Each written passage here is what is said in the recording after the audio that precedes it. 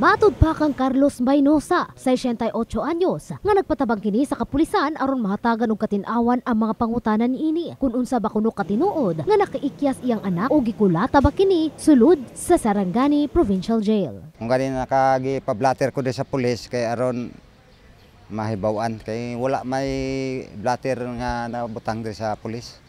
Dili ako namatay naman gyud ang akong anak.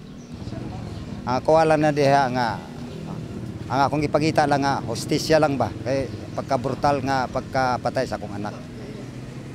Aminado usab kini nga nakugang na lamang siya dihang duna na lamang ni adto sa ilang balay o gipaybalo nga kritikal na ang iyang anak sa usa ka balay tambalanan ning syudad. Dali man kuno kining ni adto apan sa morgue na kuno kini gihatod sa mga nurse. Nasutang natigayon among insidente niadtong Sabado, Setyembre 12 pasado alas 2 sa hapon. Diin pagpaklaro usab ni Manuel Sales, officer in charge among provincial warden, nga miikyas gayud si Carlito diin miambak pa kini sa usa ka rooftop di nahimutang ang mga pinirisong babayi.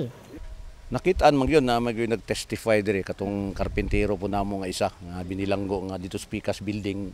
Nakita niya nga ni Saka kay nibitbit siya og bunot og botelya nga murag bag ambot ug unsay basig para malito niya nga nanghipo siya mga basyo diya sa ubos og bunot sa lubi.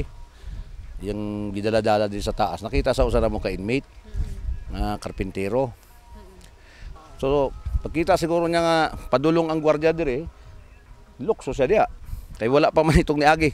Bago pa lang manigibutang. Posible nga nasabit po niyang tila ng bulb wire. Yan na una ulo dito.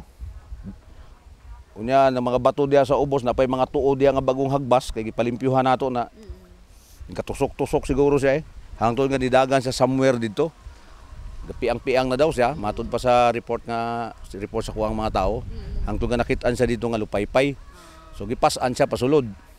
Gipang himakak usab niini nga dunay pagpangulatang nahitabo tungod bantay sarado man usab kuno sa gwardya apan andam usab kuno kining moatubang sa pamilya aron tubagon ang ilang mga pagduda. Daghang nangamatay diri nga nagtakas pero ang uban namatay sa pusil. Ang uban ni-recover sa bukid. Mao gani na kita nagasulti kay ta og sa pamilya nga og katong tawo no under normal condition nga gusto gyud tong patyon pud sa ko ang mga tawo no. Sa gawas pa lang kita nila dito nga huyang na, nagluyan na. Kung ikuan yun nimo, gipatay na unta nila. Pero apan kay nakita nila nga na nanay gadugo ng ulo tungod sa pagkahulog. Nabangga siguro di sa pader or whatever dito sa bato. Ilahan na lang yung gipasan o gipasulod. Ikaduhang isyo, ato pa mangganing gidala sa ospital. Sa kasamtangan, ginahaya si Carlito sa panimalay sa iyang mga ginikanan sa Purok 10-A, Kawas, Ladol, Alabel, Sarangani Province. Samtang wala usab kuno'y planong mupasaka og reklamo ang mga ginikanan sa nahisgutan kung diin. Pangita lamang niini ang kamatuuran. Dahil ako alang diha nga gipangitaan na akong hostisya ba.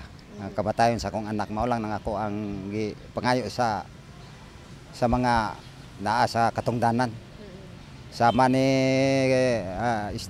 Gobernador Steve Chombian Solon, kung pwede lang nga tabangan niya ko nga masulbad ng gamay ng problema nako.